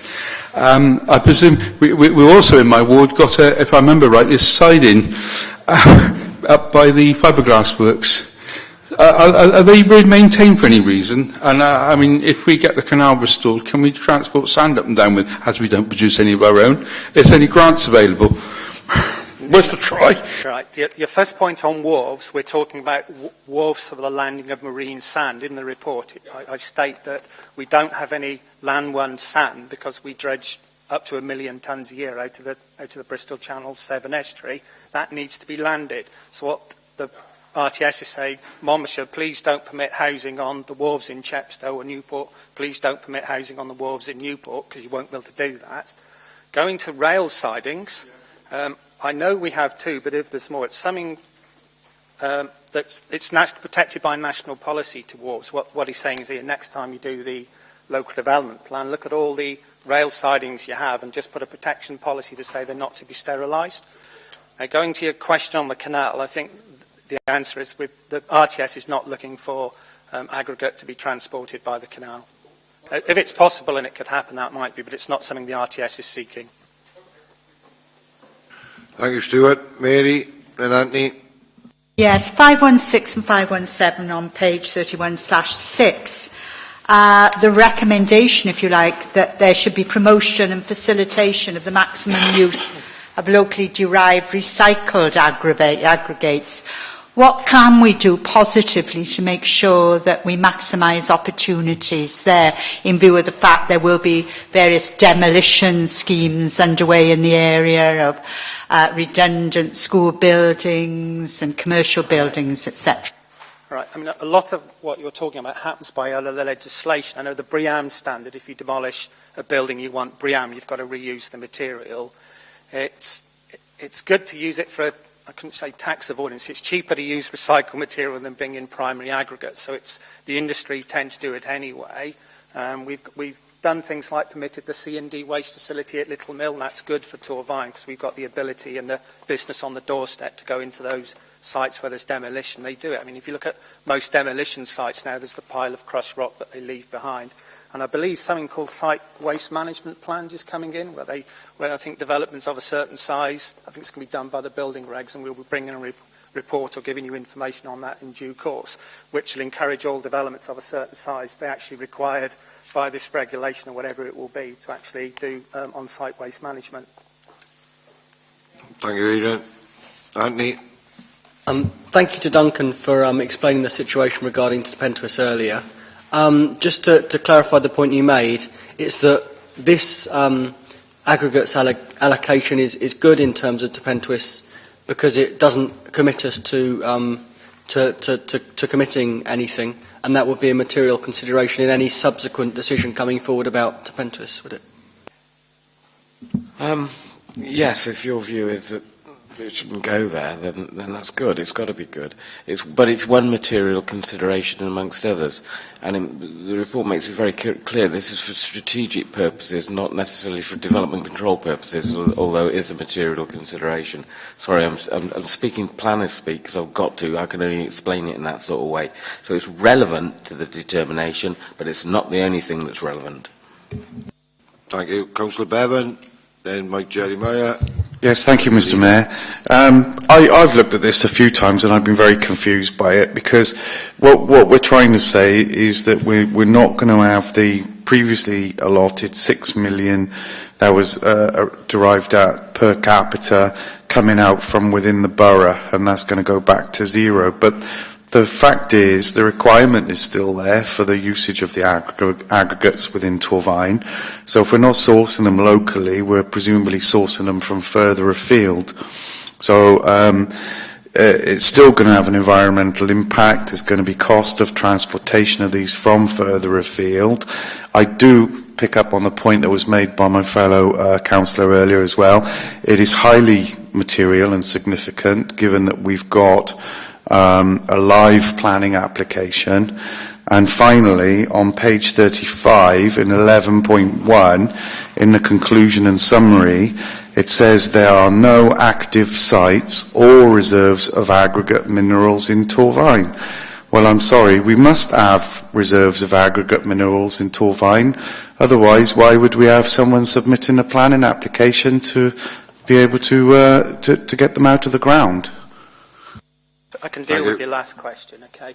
In mineral terminology, every mineral out there in the ground is known as a resource.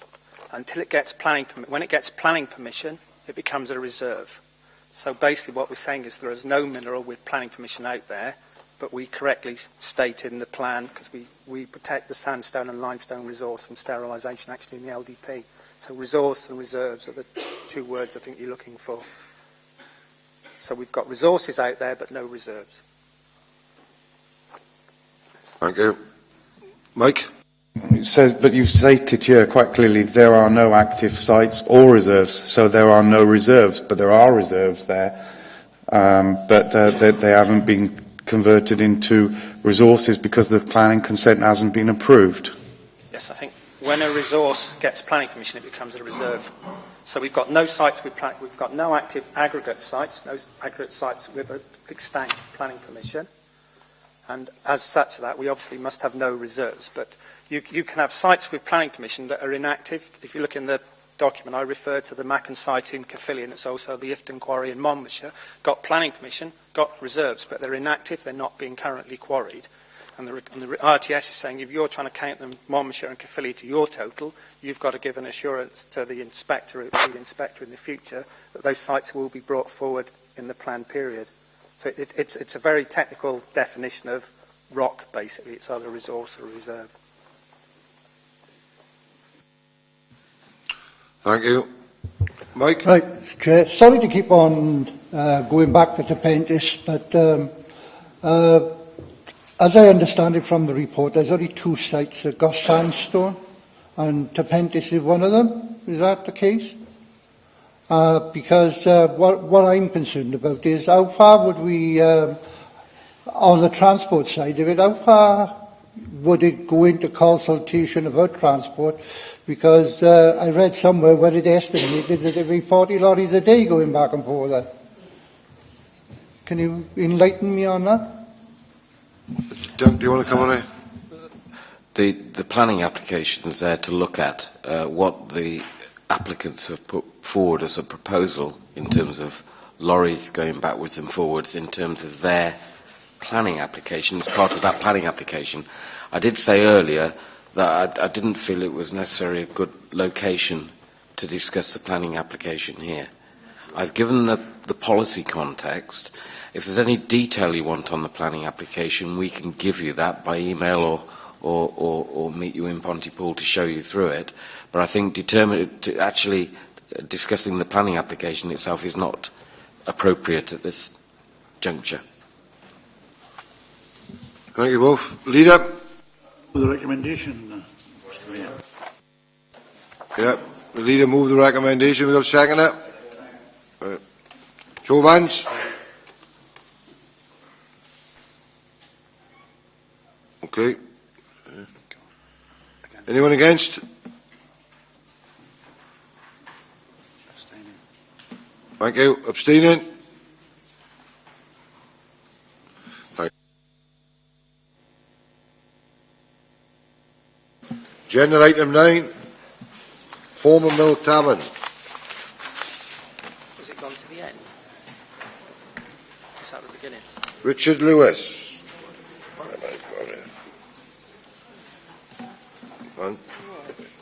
Richard.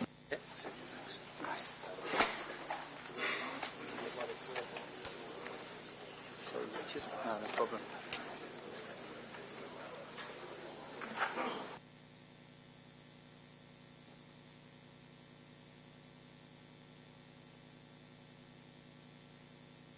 Okay, Rich. Okay, thank you, Mr. Mayor. We're talking about a planning application that has already been granted planning permission. It's on the site of the former Mill Tavern on Coed Eva Mill, as you can see on the slide there. It was previously granted planning permission for 5 houses in June 2012. It was subject to conditions and the completion of a 106 agreement, which required a financial contribution of £25,304 for affordable housing and a contribution of £9,340 towards public open space. This is the actual plan of the development, 5 detached 2-storey houses.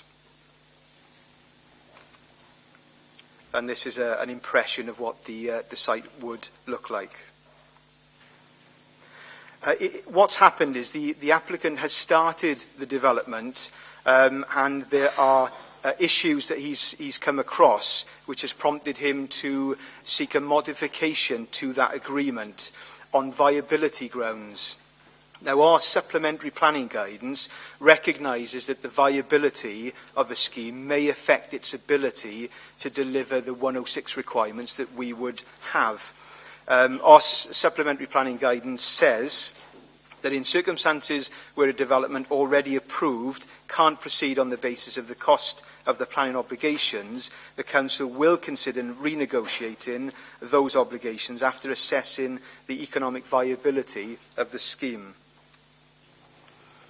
Now, a viability assessment was carried out right at the beginning when the application was originally submitted using the Council's appraisal toolkit, and the obligations at that time reflected that viability assessment. Now, the applicant has come back in with new figures. Now that the site has been cleared, the development is progressing. He has identified additional abnormal costs, mainly in relation to the need for raft foundations and culverting works that weren't previously envisaged. We have run those same figures, we've scrutinised those figures and run them through the Council's own appraisal toolkit. We accept the fact the site would be uneconomic if we were to insist on those obligations. We've consulted the housing officer on this as well, who fully agrees with that position. Therefore, the recommendation is that we do modify the agreement to bring those contributions to zero in line with the viability appraisal, but to add a renegotiation clause that in the event that things change in the future, that assessment can be redone to take account of any of those changes. We are suggesting that a review should take place within 1 year from the date of the agreement or prior to the sale of the second property, whichever occurs the soonest. That would allow us to re-evaluate, look to see whether the site conditions have improved, look to see how much it's actually cost the developer, and on that basis we would be able to retrieve obligations if the site came into profit. Thank you, Mr. Mayor. Thank you, Richard. Members, any questions?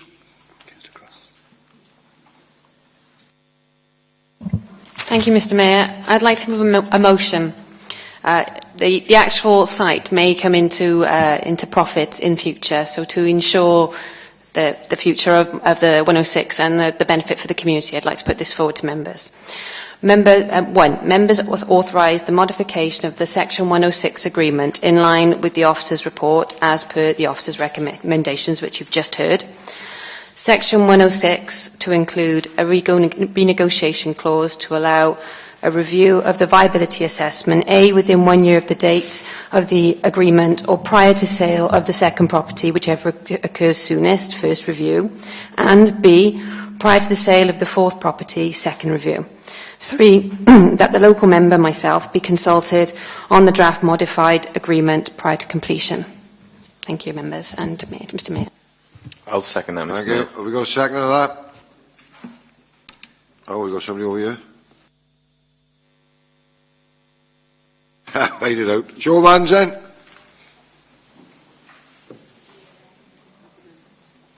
Yep. Thank you. Anybody against? Abstaining?